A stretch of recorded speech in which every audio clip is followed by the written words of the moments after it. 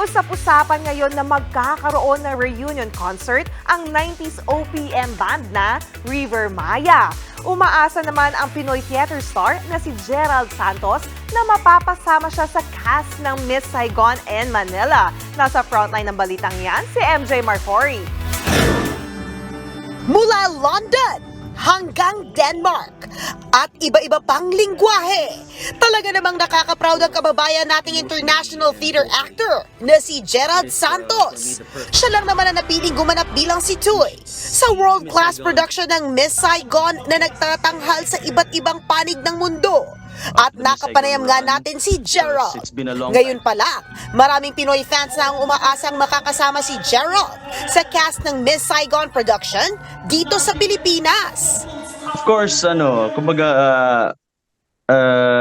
magiging very happy ako if makita ng mga kababayan natin finally yung aking portrayal of Tuy.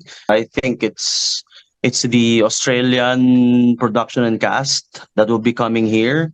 So it's up to them if they'll be getting ang mga Filipino homegrown talents na nandito ngayon sa Pilipinas.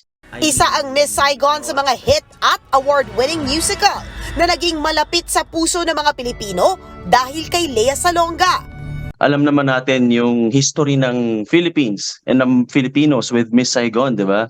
We know the history. This is literally the show that put us on the map of world theater.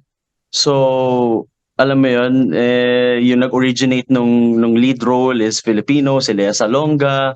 Kaya wish ni Gerald, maging homecoming performance niya ang Miss Saigon dito sa bansa. Hindi ako magiging honest kung sabihin kong hindi ko wini-wish yun, alam mo yun. So, but it's, I'm hoping that not just me, they get homegrown mga Filipino talents na to be part of the Miss Saigon run because it's been a long time coming. It's gonna be 24 years since nakapunta sila dito. Sa March 2024 na magsisimula ang Miss Saigon production sa The Theater at Soler sa Parañaque. Trending naman ngayon ang 90s OPM band na River Maya.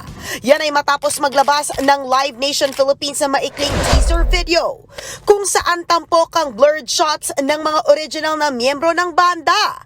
Kasama rin sa teaser ang petsang February 17, 2024. Hinala ng fans, concert reunion nila ito.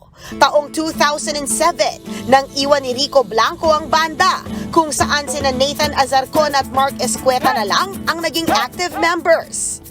Noong 2020 naman, nang sabihin ng isa pa nilang original member na si Bamboo na malabong magkaroon ng reunion ng iconic rock band.